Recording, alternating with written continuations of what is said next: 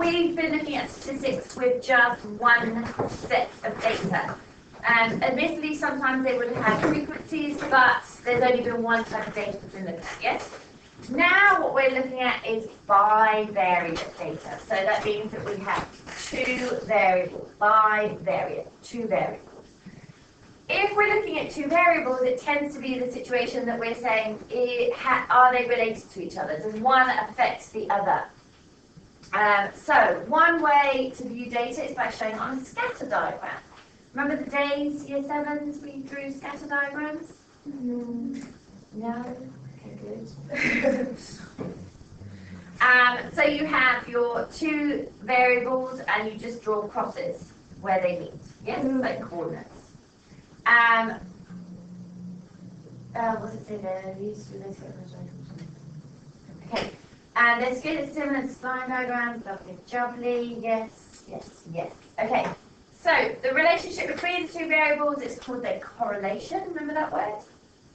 So you have a strong correlation, a weak correlation, a moderate correlation. You can have no correlation. You can have a positive correlation. You can have a negative correlation. So all of these words are determined just by looking at the data. So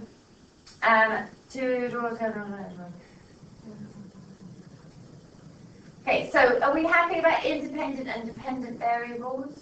Yeah. Have we done enough science that we know which one is which? Yes? So independent should go on the horizontal and the dependent on the vertical. What could we say looking at these scatters here about these variables? There's a moderate correlation. Anything else special about this correlation? Negative. It's negative? Yeah. Pretty good? Yeah? Yeah. Next bit.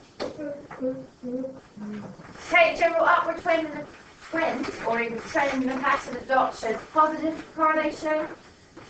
So the value of the dependent variable increases as the independent variable increases. Okay, so it may say, what does this scatter diagram show us? And you would say, as height increases, so does their maths intelligence, whatever it might be.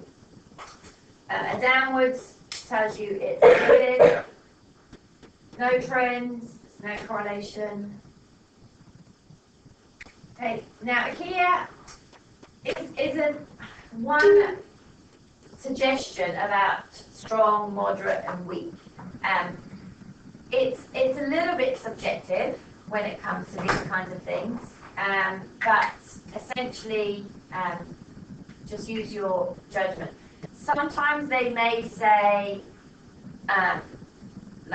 they'll give you a list of words and you choose which ones are appropriate. Sometimes they'll just get you to use words. So just use your common sense when it comes to it.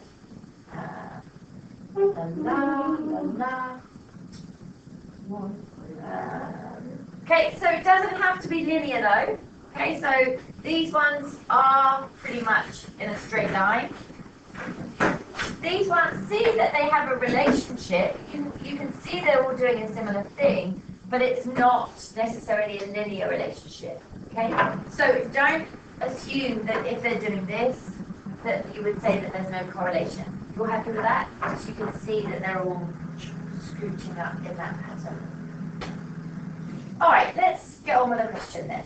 So let's represent this data on a scatter diagram. So I've given you a little bit of graph paper. You get to choose your scale on your axes and then plot your points. So hopefully you've all got something like that. Is the relationship linear or non-linear? I'd say it's linear to me. Describe the type and strength of the relationship. Strong, positive, love it. Okay, so essentially I could say this is a strong, positive, linear correlation. Job done. Right, now I'm going to skip to the back of this pack because I think I should have it up higher. Okay. Because if you're doing a statistical analysis, what you would do is you would draw your, if you want to see if there's a relationship between two variables, you draw your scatter diagram and you have a look to see if there's a relationship. If it looks like there is a relationship between them, then you want to determine how strong it is. So we can look at it and say we think it's strong, but we actually want to be able to, if we can, assign a numerical value to that. And that's what this enables us to do. It's called the correlation coefficient. So the correlation coefficient is given a letter R. It tells us how strong it is, and the value of this goes between 1 and -1. So if it is a correlation coefficient of 1, it means that there's a perfect relationship between it. As one thing increases, the other increases by exactly the same amount. If it's -1, obviously it means a similar thing, but it's a negative correlation. If it's around 0, it means that there's no correlation. Okay. So this actually assigns a value to it. Now there is.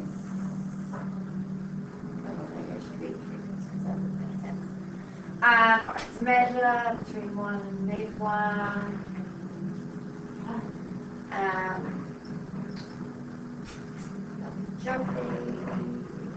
Okay. Right, so obviously this here, perfect line, correlation coefficient of 1. 0, absolute 0 relationship, perfect, -1. This looks like it would be about negative, sorry, not negative, would be 0.7, they're looking quite good. This 0.3, but it actually gives it a number, okay? Here is a chart that they suggested where you would use your words as weak, moderate, strong, very weak. It's not essential, so don't panic too much if you don't have to learn these values here. Now, if you're asked to do this as an exam, it will be on the calculator paper. You will not be asked to do this by hand. There is a formula for the correlation coefficient, and it's quite a complicated one. That I don't think it's on the formula. If you choose to do a statistical project with your IA, you would need to show that you're working out the correlation coefficient by hand.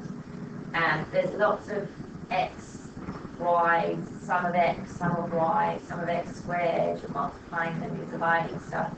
So it's a complicated formula that you, if you are choosing to do a statistical thing for your IA, you can, and you would do that by hand. Otherwise, you're just going to enter it into your calc. Okay? So let's put this into our calc. So we look at our data. All we've got are 4 pieces of data. So remember, we're going to the list. We've got food, the plant, plant food, and we've got the increase in the number of statistics. Start. Right, okay. So we've all established how we do that in our calcs now. So remember, you go to stats, enter in the information for the stats.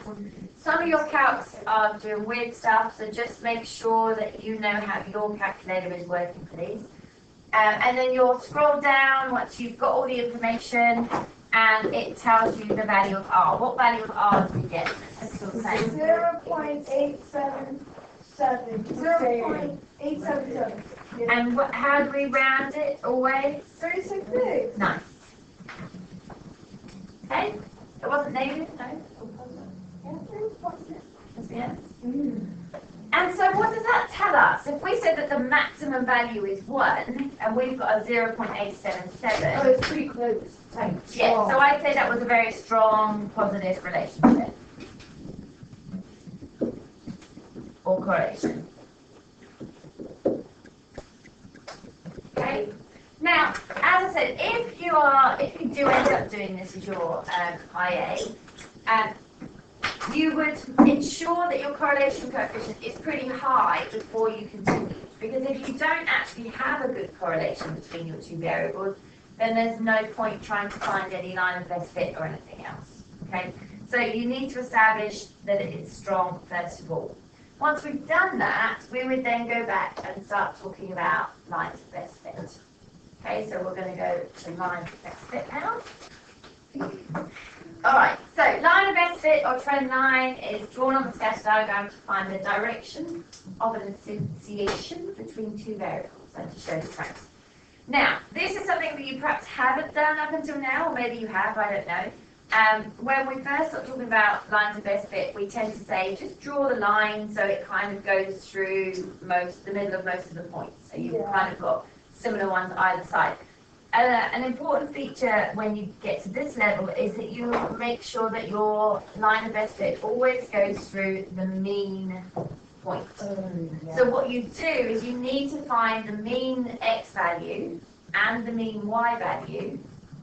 You plot that, and then you draw your line of best fit through that. Okay. So yeah, that's the key feature. Let's have a little look. See. Oh gosh, we've got to draw another one. I didn't give you any clues. Alright, so it says, find the mean number of grams of fat, find the mean number of calories, construct a scatter diagram, plot the mean point, and use it to draw the line of best fit. Once you've got the mean point, then it is your judgment call as to where it goes through, as in which. So each line may be slightly different as long as it all goes through the mean point. And they will look for that in an exam if they've asked you to do it. So let's input this data, we'll find all of our information and then come back. Right, so what did we find? The mean number of grams of fat was 22.5. And mean number of calories? 457. Okay, so we construct our scatter diagram. Should we secretly not do that? Yeah. Alright, so we can secretly not do that if we wish, because let's be honest, it's not the most enjoyable thing. And then what you do is you'll have all your scatters, you'll plot your mean one. So normally you would perhaps label that X bar, Y bar. And then you would choose how steep your thing is depending on where the other scatters are. So there we go, that's my diagram. We're happy, yeah. Close the ends. Right, what's it say? The equation line bends it through the mean point. Raw data ready, get a straight line.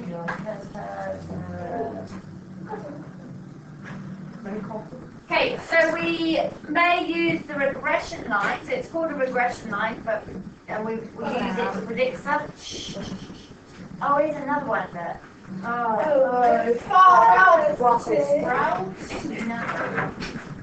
But let's do this one because they've asked us to use it to calculate something. So let's this has got a little bit more purpose. Wait, so you want us to draw that? Yeah, let's do this bad boy. Well, in class, I got one. I got the graphics. Good.